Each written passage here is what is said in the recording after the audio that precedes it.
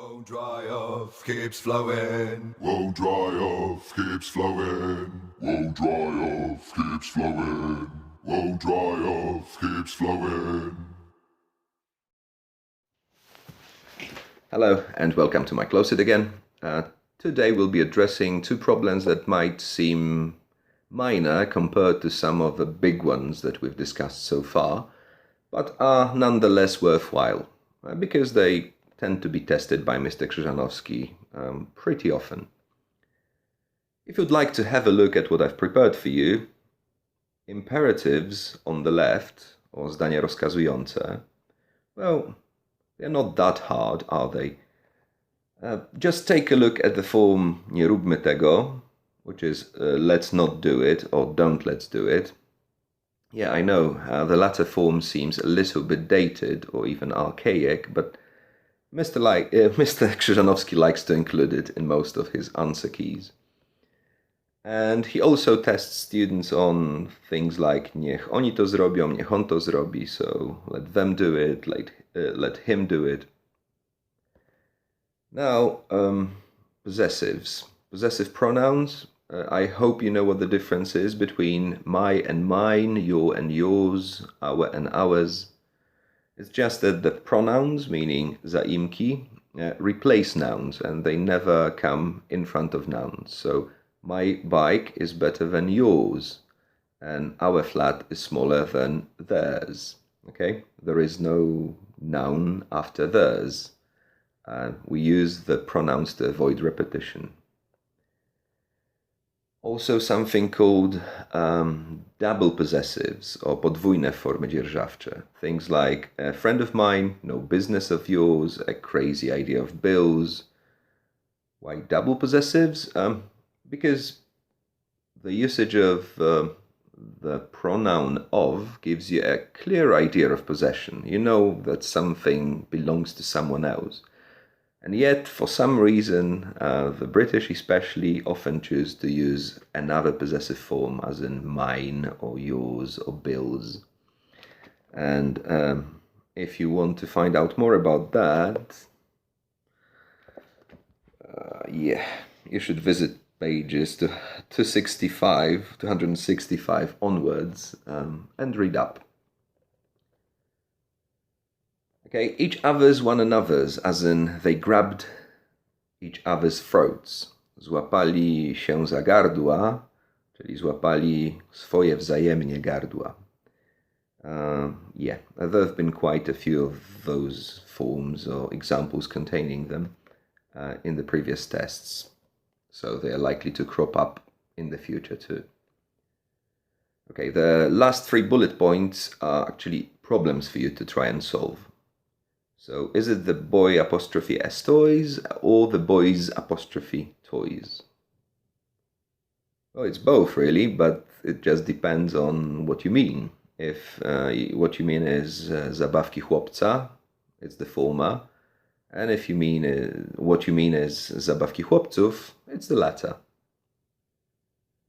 Okay, so which one is correct? The children's bikes with an apostrophe after s or the children apostrophe s bikes? Well, maybe both. No, not really. Only the latter. So children apostrophe s bikes. So the rule that you have to remember is that in the case of irregular plural forms, so nouns that don't take an s with a plural, you need to add an apostrophe s as you normally would in a singular form, or with a singular form. And samochód Jamesa. Is it James apostrophe car or James apostrophe s car? It's both. Now, it's a bit of a bone of contention to most native speakers, but nowadays most linguists just agree that both of these forms are acceptable. And the interesting thing here is that no matter how you spell it, you actually say it James's car. So even if there is no extra s at the end, it's still James's car. Enough of the theory, let's move on with the examples. I've got 3 illustrating the use of imperatives in Mr. Krzyżanowski's tests. Jeśli musimy obciąć dotację, co jak rozumiem jest konieczne, nie róbmy tego byle jak. If we have to cut the subsidy, as I realize we have to, as I realize we do, so what you do is replace have to with the right auxiliary verb, which is do here. Let's not do it carelessly, or don't let's do it carelessly. That's the other option, one mentioned before. Ten pomysł wygląda całkiem ciekawie. Niech oni go nam wytłumaczą bardziej szczegółowo. The idea seems quite interesting. Let them explain it to us in more detail. So, let them explain it to us.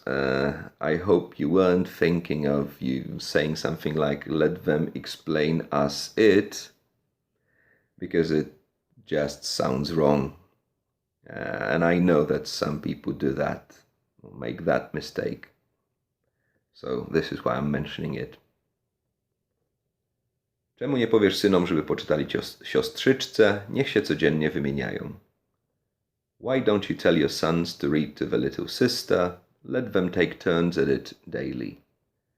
So virtually identical to the previous example, okay, with the added bit of why don't you tell your sons?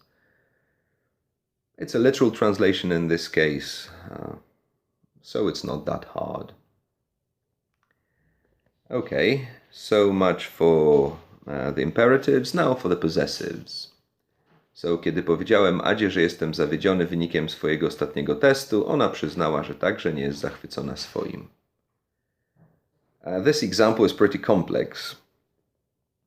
Hardly ever does Mr. Krzyżanowski actually test a single thing in an example. So, here you've got an accumulation of 3 different problems, really. So the first one of these would be to use how to use the so-called reported speech of a sequence of tenses. So powiedziałem Adzie, że jestem zawiedziony in Polish, and powiedziałem, że byłem po angielsku, right? So I told A that I was upset by my latest test scores, and once again ona przyznała, że także nie jest zachwycona swoim. So she admitted she wasn't happy about, and 2 more problems to solve now, about hers, meaning her test results. And some of you would have used to, I'm sure, because this is what some of my students did while they were writing this test. While the right answer here is she wasn't happy about hers either, or either, however you choose to pronounce it. Okay, so you're not really recommended to, or it's not recommendable to use to in a negative sentence. So I'm happy too. I'm not happy either, says the other person, right? Okay, what about this one? Ukrywanie prawdy nie jest w niczyim interesie, ani jej, ani twoim. Hiding the truth is in no one's interest, neither yours nor hers, or neither hers nor yours. Again, a few problems for you to solve in a single example. So, the truth is prawda, not just truth. In no one's interest, so just like to be interested in something, and w niczyim interesie is in no one apostrophe as interests, so this is our possessive, obviously. And once again, another problem to solve. Ani jej, ani twoim is neither hers nor yours. So, again, the usage of the ability to use possessive forms is tested here. Na początku wojny Amerykanie bardzo potrzebowali brytyjskich myśliwców, ponieważ ich własne znacznie ustępowały japońskim zero. At the beginning of the war, the Americans badly needed British fighter aircraft because theirs were much inferior to the Japanese zeros. So ich własne. And a lot of students of mine wrote something like their own ones. Their own ones. No, it just sounds a little bit awkward, and it's not something that Mr. Krzyżanowski would approve of. So the only way out of this conundrum is by saying theirs were much inferior to the Japanese zeros. And another thing that is quite important here is the use of determiners. So the a couple of times in this sentence, although actually that possessive bit, theirs, is the most important problem for you to solve. Wrzesień jest często wymieniany wśród najmniej udanych filmów Woody'ego Allena. And another interesting one, really, illustrating some important point. So September is often mentioned or listed among Woody Allen's least successful movies. Woody Allen's least successful movies, not the Woody Allen's least successful movies or Woody Allen's the least successful movies. Again, if it just sounds right to you without the, I'm pretty happy, and you don't have to listen to the logical explanation that follows. But there is one, so I'm gonna give it anyway to those of you that might have problems with, or might have had a problem with this example. Okay, so do we say the my best friend, or my the best friend, or just my best friend?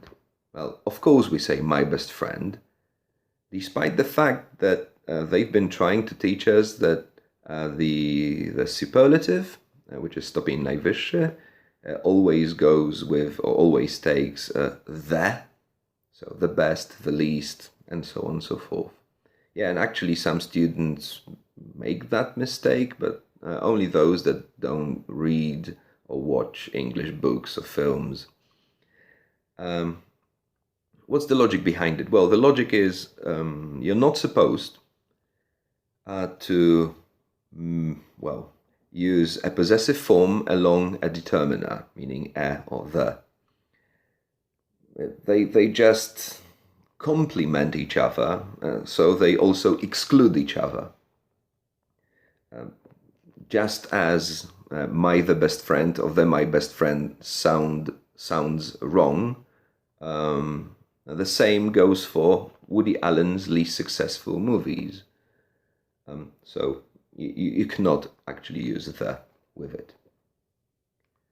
And last but not least, something that should be simple now that I've mentioned that each other's one another's earlier on. So a company of porcupines crowded themselves very close together on a cold winter's day to profit from one another's warmth. Czyli żeby skorzystać z ciepła swojego nawzajem. Wzajemnie skorzystać ze swojego ciepła. So one another apostrophe s is the way to go, is the way to complete the sentence in. And that's it for today. I hope you've stuck with me so far, and I hope you will come back next week for more. Thank you very much for your attention, and see you next week. Bye.